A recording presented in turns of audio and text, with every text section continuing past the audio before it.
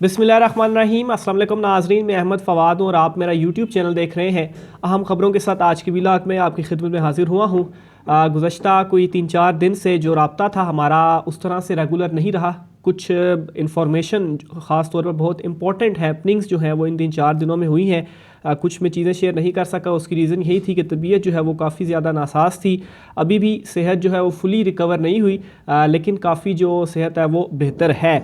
बहरहाल इमरान खान साहब ने अनाउंस जो है वो कर तो दिया है कि 23 तारीख को वो असम्बलियाँ तहलील कर देंगे। कल उन्होंने प्रेस कॉन्फ्रेंस की और उसमें उन्होंने अनाउंसमेंट की, लेकिन यहाँ पर कुछ क्वेश्चंस हैं। सबसे पहला तो ये कि आखिर इमरान खान साहब ने 23 तारीख क्यों चूज़ की। परवेज़ इलाही साहब भी बैठे हुए थे और महमूद खान साहब भी प्रेस कॉन्फ्रेंस में बैठे हुए थे। तो परवेज़ इलाही साहब के हवाले से भी कहा जा रहा है कि उनकी बॉडी लैंग्वेज जो थी वो साथ नहीं दे रही थी इमरान खान साहब का, लेकिन उसके बावजूद भी परवेज़ इलाही ने इमरान खान के साथ वहाँ पर बैठे और उनके फ़ैसले को वेलकम किया। क्यों, इसकी क्या रीज़न है? ये दो बहुत अहम सवालात हैं। एक तो इस हवाले से कुछ डिटेल्स मैं आपके साथ शेयर करूँगा।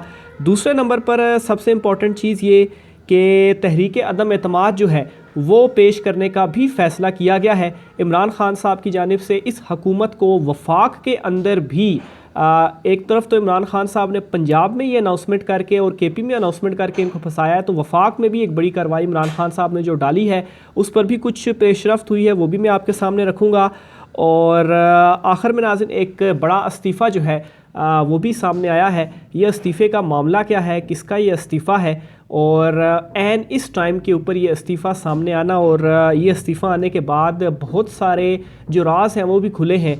ये इस्तीफ़ा क्या कहानी है, इसकी भी डिटेल आज के व्लॉग में आपके सामने रखूँगा। सबसे पहले तो नाज़रीन आपको मैं बताता चलूँ कि इमरान खान साहब की जानिब से जो अनाउंसमेंट की गई है कि 23 तारीख को वो असम्बलियाँ तहलील कर देंगे, यानी कि उन्होंने परवेज़ इलाही और महमूद खान को ये अहकामात जारी कर दिए हैं कि आपने 23 तारीख को असम्बलियाँ तहलील कर देनी है और 23 तारीख बनता है जुम्मे वाला दिन। अब इसकी एक रीज़न तो ये है कि 90 दिन के अंदर जो इलेक्शंस हैं वो करवाने होते हैं जब असम्बलियाँ तहलील की जाती हैं।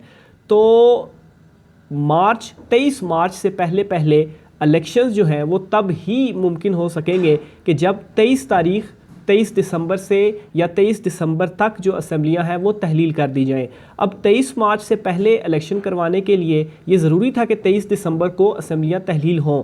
और 23 मार्च क्यों इम्पोर्टेंट था? क्योंकि एक तो 23 मार्च के बाद जो रमज़ान है वो शुरू होने जा रहा है और ज़ाहिर सी बात है फिर जो रमज़ान का महीना होगा उसमें इलेक्शन की एक्टिविटी मुमकिन नहीं हो सकती, तो फिर एक महीना मज़ीद डिले हो जाना था। तो एक तो इसकी ये रीज़न है। दूसरे नंबर पर इमरान खान साहब की जानिब से जो 23 तारीख है वो एक डेडलाइन भी दी गई है कि 6 दिन में आपको मज़ीद दे रहा हूँ, प्लस पाकिस्तान तहरीक इंसाफ के जो 123 MNAs हैं जिनमें से सिर्फ 11 के इस्तीफ़े मंजूर हुए थे और बाकियों के रहते हैं, उन्होंने भी नेक्स्ट वीक में जाकर अपने जो इस्तीफ़े हैं उसकी तस्दीक करने के बाद उसे मंजूर करवाना है। तो ज़ाहिर सी बात है इस प्रोसेस में भी 2-3 दिन जो है वो लग जाएंगे। तो ओवरऑल इमरान खान साहब ने यहाँ पर मौजूदा PDM को चारों खाने चित करते हुए हर तरफ से फंसाया है। और इस वक्त PDM के अंदर हालत ये है कि ऊपर से तो आकर वो प्रेस कॉन्फ्रेंसेस कर रहे हैं, हालांकि उन प्रेस कॉन्फ्रेंसेस को आप थोड़ा गौर से सुने तो उन्हीं के अल्फाज हैं जो उनके एक्सप्रेशंस के साथ मैच जो है वो नहीं कर पा रहे। बोलना वो कुछ और चाहते हैं, अंदर उनके कुछ और है, बोल वो कुछ और रहे हैं। और इसकी रीज़न यही है कि इमरान खान साहब ने इनके साथ ही जो नर्व्स का गेम खेला है और ये जो मज़ीद 23 तारीख वाला इमरान खान साहब ने बीच में गैप डाला है, इससे मुकम्मल तौर पर इस वक्त जो PDM हुकूमत है वो बुखलाई हुई है। और ख़ास तौर पर परवेज़ इलाही साहब को जो इमरान खान साहब ने साथ बिठाकर ये प्रेस कॉन्फ्रेंस कर दी और उसमें परवेज़ इलाही ने भी ज़ाहिर सी बात है ओके कर दिया है। हालांकि इनकी तरफ तो ये दावा था कि परवेज़ इलाही इनके साथ मिल जाएंगे, असम्बलियाँ तहलील नहीं करेंगे और आसिफ जरदारी उनके साथ जो है वो डीले कर रहे हैं। लेकिन परवेज़ इलाही के पास भी कोई ऑप्शन नहीं था। परवेज़ इलाही चाहते तो नहीं है कि असम्बलियाँ तहलील हों, लेकिन अगर उन्होंने इमरान खान की बात ना मानी तो अब तो तमाम तर चीज़ें खुलकर सामने आ चुकी हैं कि लोटो के साथ और PDM के साथ अवाम ने क्या किया है कि ये लोग अवाम में भी जाने के लिए डर रहे हैं।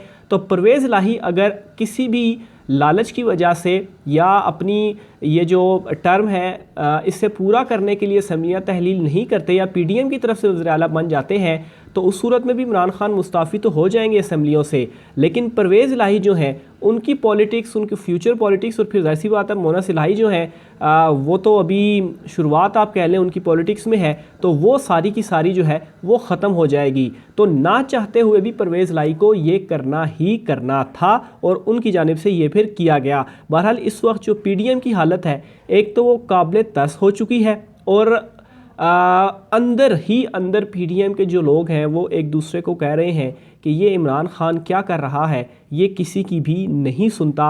और वाकई इमरान खान साहब ने ये जो खौफ के बुत तोड़े हैं, क्योंकि इमरान खान साहब को असम्बलियाँ तहलील ना करने के हवाले से बहुत ज़्यादा डराने की जो कोशिश है वो की गई कि आपकी हुकूमत अगर चली गई तो ये इलेक्शंस नहीं करवाएंगे या आपको गिरफ़्तार करेंगे, आपकी नाअहली होगी। लेकिन इमरान खान साहब ने तमाम खौफ के बुत तोड़ने के बाद ये अनाउंसमेंट जो है वो की है।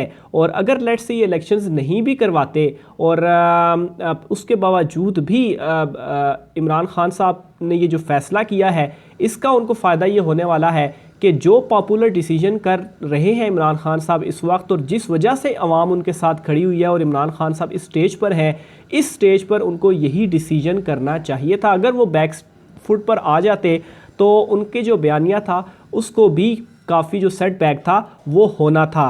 तो इमरान खान साहब ने जो ये खौफ का बुत तोड़ा और ये जो डिसीजन लिया है, इससे मज़ीद अवाम जो है वो उनके साथ इस वक्त खड़े हो चुके हैं। अगर ये इलेक्शन नहीं करवाते 90 दिन के अंदर तो इनको मज़ीद जो नुकसान है वो होगा। इसके अलावा नाजरीन, एक अहम जो इस्तीफ़ा है वो सामने आया है।